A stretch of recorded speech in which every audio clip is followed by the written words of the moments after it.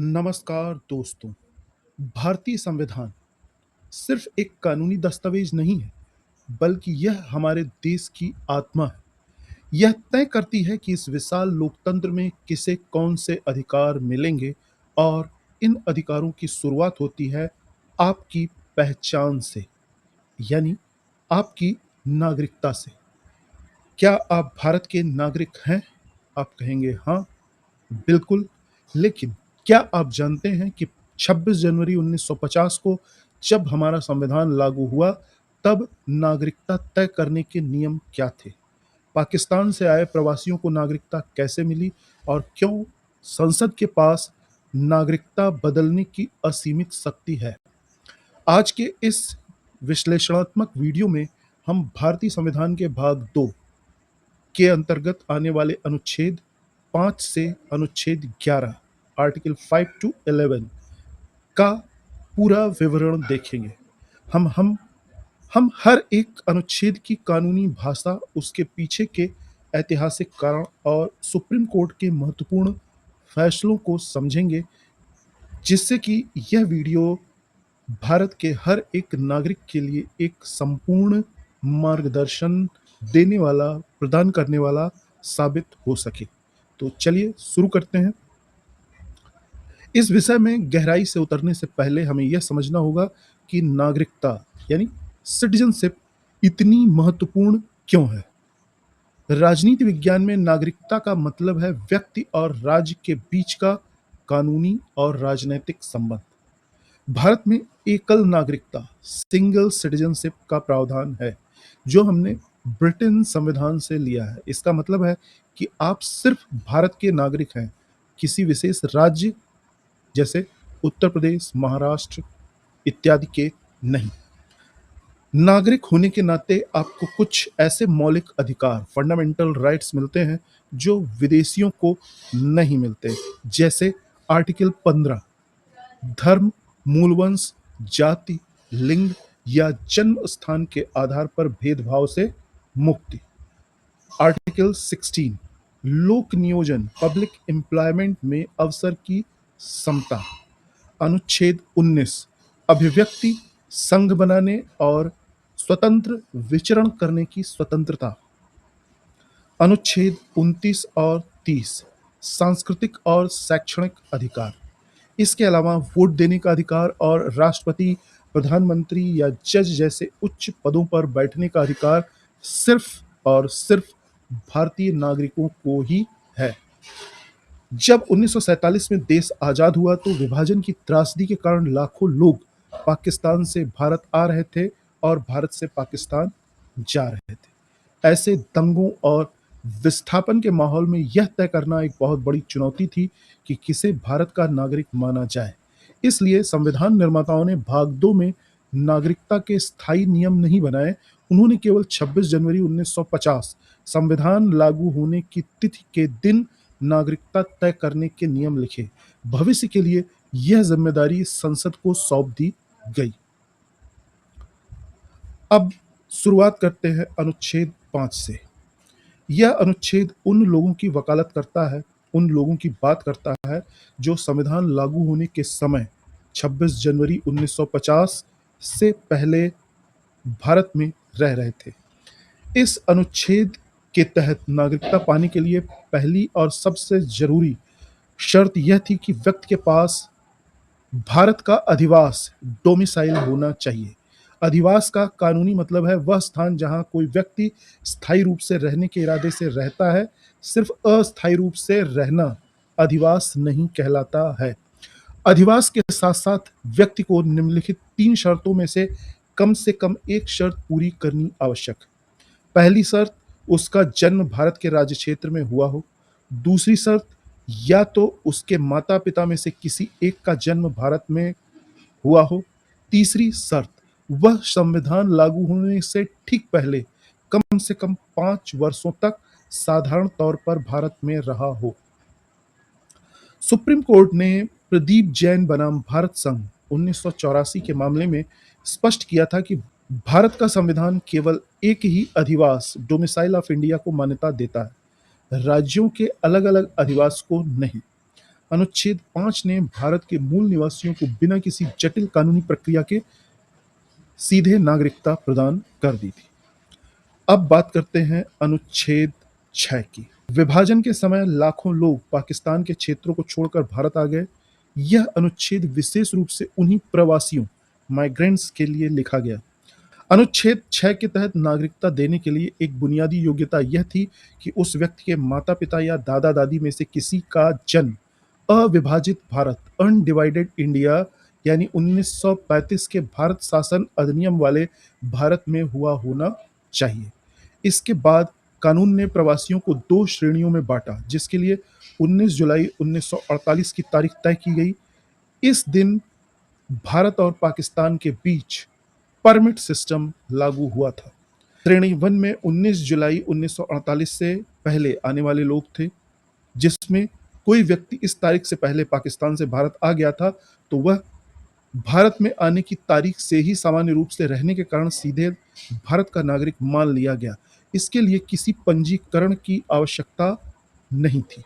श्रेणी 2 19 जुलाई 1948 को या उसके बाद आए लोग। जो लोग इस तारीख या इसके बाद भारत आए उनके लिए नियम थोड़े कड़े थे। उन्हें नागरिकता पाने के लिए भारत सरकार द्वारा नियुक्त अधिकारी के सामने एप्लीकेशन देना था। आवेदन देने के ठीक पहले उन्हें कम से कम 6 महीने तक भारत में रहना अनिवार्य था। इसके बाद ही उन्हें भारत के नागरिक के रूप में पंजीकृत किया जा सकता था। यह अनुच्छेद आपातकालीन स्थिति से निपटने का एक उत्कृष्ट उदाहरण है, जिसने विस्थापित लोगों को तुरंत कानूनी राहत दी। अनुच्छेद 7 एक बहुत ही दिलचस्प और अपवादात्मक एक्सेप्शनल अनुच्छेद है। यह अनुच्छेद 5 और अनुच्छेद 6 दोनों को ओवरराइड करता है, यानी यह उन लोगों से संबंधित है जो विभाजन की घोषणा के आसपास भारत छोड़कर पाकिस्तान चले गए, लेकिन बाद में वहां का माहौल देखकर भारत वापस लौट आए। इसमें 2 मुख्य बातें हैं। पहला, नागरिकता की समाप्ति। यदि कोई व्यक्ति 1 मार्च 1947 के बाद भारत से पाकिस्तान चला गया, माइग्रेट कर गया, तो उसने भारत की नागरिकता खो दी, भले ही वह अनुच्छेद 5 के तहत भारत का मूल निवासी क्यों रहा न हो। दूसरा, पुनर्वास का अपवाद, रिटर्न अंडर परमिट। लेकिन ऐसा व्यक्ति पाकिस्तान जाने के बाद भारत सरकार के पुनर्वास परमिट या कानूनी स्थायी वापसी के परमिट के तहत वापस भारत लौट आया हो तो उसे फिर से नागरिकता मिलने का मौका दिया गया। परंतु ऐसे व्यक्ति को नागरिकता पाने के लिए वही प्रक्रिया अपनानी होगी जो अनुच्छेद 6 के तहत 19 जुलाई 1948 के बाद आने वाले लोगों के लिए थी, यानी वापस आने के कम से कम 6 महीने तक भारत में रहना होगा और फिर अधिकारी के समक्ष पंजीकरण कराना होगा। सरल शब्दों में कहें तो अनुच्छेद 7 ने उन लोगों के प्रति उदारता दिखाई जो परिस्थितियों के शिकार होकर पाकिस्तान चले गए थे, लेकिन अपनी वफादारी वापस भारत के प्रति जताना चाहते थे। संविधान निर्माता केवल देश के भीतर की समस्याओं से ही नहीं निपट रहे थे, बल्कि उनकी नजर वैश्विक पटल पर भी थी। अनुच्छेद 8 उन लोगों की बात करता है जो भारतीय मूल के थे, लेकिन काम, शिक्षा या व्यवसाय के सिलसिले में विदेशों में रह रहे थे, जैसे श्रीलंका, दक्षिण अफ्रीका या ब्रिटेन। इन्हें आज हम PIO persons of India origin या NRI के रूप में समझ सकते हैं। इस अनुच्छेद के अनुसार कोई भी व्यक्ति जिसके माता पिता या दादा दादी में से कोई भी अविभाजित भारत में पैदा हुआ था और जो वर्तमान भारत के बाहर किसी देश में रह रहा है, वह भारत का नागरिक बन सकता था। इसके लिए प्रक्रिया क्या थी?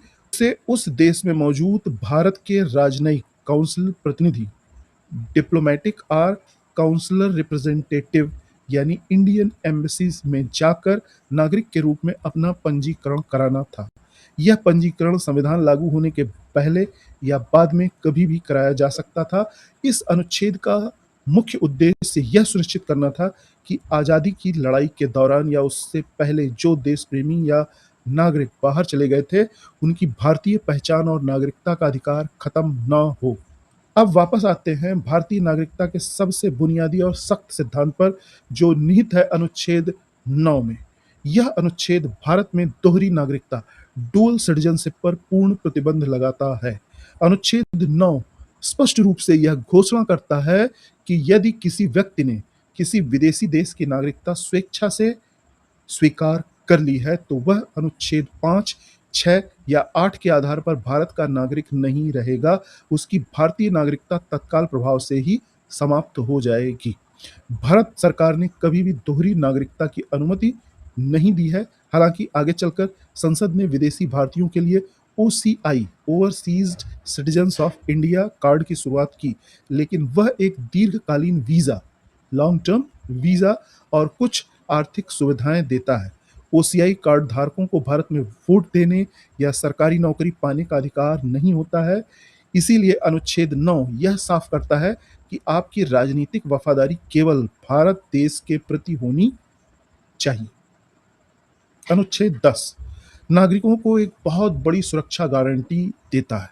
यह अनुच्छेद कहता है कि प्रत्येक व्यक्ति जो इस भाग के पूर्ववर्ती प्रावधानों यानी अनुच्छेद 5 से 9 तक भारत का नागरिक है, उसकी नागरिकता भविष्य में भी बनी रहेगी, लेकिन इसमें महत्वपूर्ण शर्त जोड़ी गई है कि संसद द्वारा बनाए गए किसी कानून के अधीन, subject to the provisions of any law made by parliament.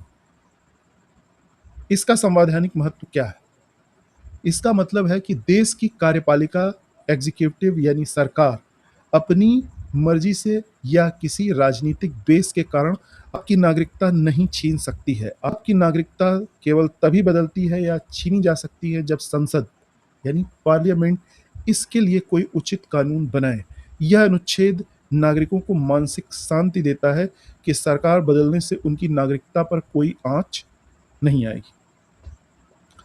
अब हम आ गए हैं इस भाग के सबसे शक्तिशाली और निर्णायक अनुच्छेद पर, अनुच्छेद 11।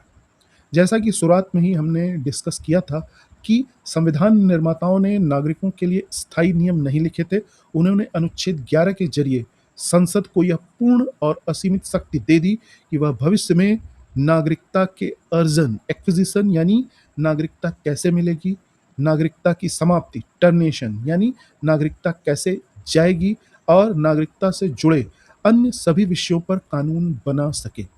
इस अनुच्छेद का उपयोग करते हुए हमारी संसद ने नागरिकता अधिनियम 1955 द सिटीजनशिप एक्ट 1955 पारित किया। पिछले 70 से अधिक वर्षों में इसी कानून के तहत भारत में नागरिकता दी जाती और ली जाती है। इस अधिनियम में 5 तरीकों से नागरिकता पाने का प्रावधान है। पहला, जन्म से, बाय बर्थ। दूसरा, वंशानुगत, बाय डिसेंट। तीसरा, पंजीकरण द्वारा, बाय रजिस्ट्रेशन। चौथा, प्राकृतिक रूप से, बाय नेचुरलाइजेशन। और पांचवा, क्षेत्र समाविष्टि के द्वारा, बाय इनकॉर्पोरेशन ऑफ टेरिटरी। जैसे सिक्किम का भारत में विलय हुआ तो वहां के निवासी भारत के नागरिक हो गए। इसी तरह से नागरिकता खोने के 3 तरीके बताए गए हैं। त्याग, रिनंसिएशन, समाप्ति, टर्मिनेशन, और वंचित किया जाना, डिप्रिवेशन। संसद ने समय समय पर इस कानून में बदलाव किए हैं।